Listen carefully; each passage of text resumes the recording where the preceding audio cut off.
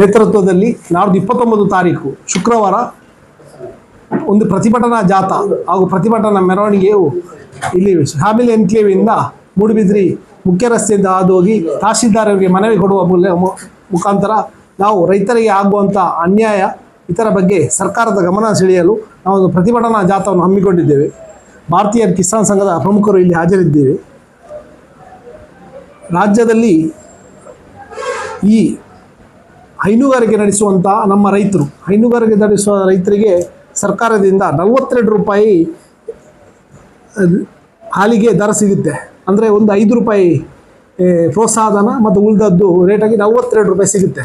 ಆದರೆ ಹಾಲಿನ ದರದ ಆ್ಯಕ್ಚುಯಲ್ ಕಾಸ್ಟು ರೈತರಿಗೆ 100 ರೂಪಾಯಿ ತನಕ ಬೀಳುತ್ತೆ.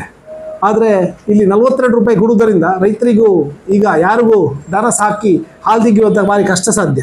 ಆದರೆ ನಾವು ಕೇಳ್ತಾ ಇರುವುದು ಸರ್ಕಾರಕ್ಕೆ, ನೀವು ನಮಗೆ ಒಂದು ಅಟ್ಲೀಸ್ಟ್ 65 ರೂಪಾಯಿ ಆದರೂ ಮೂಲ ಬೆಲೆಯನ್ನು ನಿಗದಿಪಡಿಸಿ ಒಂದು 15 ರೂಪಾಯಿ ನಮಗೆ ಸಬ್ಸಿಡಿ ಕೊಟ್ಟರೆ ಆಗ ರೈತರಿಗೆ ಈ ಹೈನುಗಾರಿಕೆಯನ್ನು ಮುಂದುವರಿಸಿಕೊಂಡು ಹೋಗಲಿಕ್ಕೆ ಸುಲಭ ಆಗುತ್ತೆ. ಈ ಬಗ್ಗೆ ಸರ್ಕಾರದ ಗಮನವನ್ನು ಸೆಳೆಯಲು ನಾವು ನಾಡ್ದು ಈ ಜಾಥಾವನ್ನು ಹಮ್ಮಿಕೊಂಡಿದ್ದೇವೆ.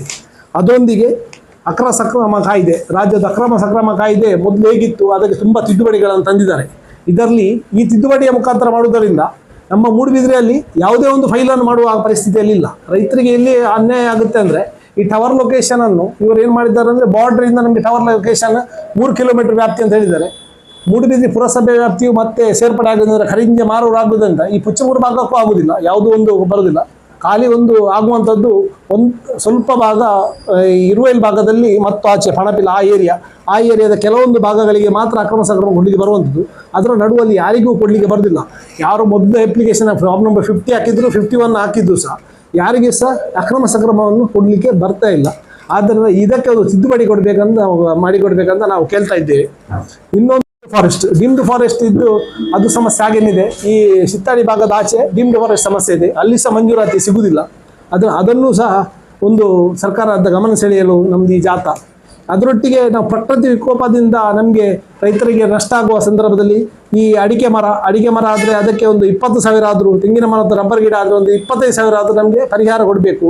ಅದಕ್ಕೆ ಒಂದು ಸ್ವಲ್ಪ ಆದರೂ ಪರಿಹಾರ ಸಿಕ್ಕಿದರೆ ರೈತರಿಗೆ ಅನುಕೂಲ ಆಗ್ಬೋದು. ಯಾಕಂದರೆ ಈ ಸಲ ವಿಪರೀತ ಗಾಳಿಗೆ ಸಿಕ್ಕಾಪಟ್ಟೆ ಮರಗಳೆಲ್ಲ ಬಿದ್ದಿವೆ. ಸೊ ಅದಕ್ಕೆ ಪರಿಹಾರದ್ದು ಇಲ್ಲಿ ವ್ಯವಸ್ಥೆನೇ ಇಲ್ಲ. ಸೊ ಅದನ್ನು ಇಷ್ಟಾದರೂ ಕೊಡಬೇಕು. ಇದರಿಂದ ರೈತರಿಗೆ ಸ್ವಲ್ಪ ಕೃಷಿ ಮಾಡಲು ಉತ್ತೇಜನ ನೀಡಿದಾಗೆ ಆಗುತ್ತೆ ಅಂತ ಸರ್ಕಾರವನ್ನು ನಾವು ಗಮನ ಸೆಳೆಯಲು ನಮ್ಮ ಪ್ರತಿಭಟನಾ ಜಾಥಾವನ್ನು ಹಮ್ಮಿಕೊಳ್ತಾ ಇದ್ದೇವೆ. ತಮ್ಮೆಲ್ಲರ ಸಹಕಾರವನ್ನು ನಾವು ಆಶಿಸ್ತಾ ಇದ್ದೇವೆ.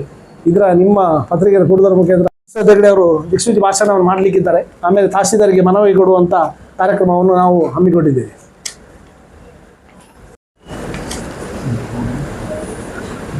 ಮತ್ತು ಈ ಪ್ರತಿಭಟನಾ ಜಾಥಾವನ್ನು ಉದ್ದೇಶಿಸಿ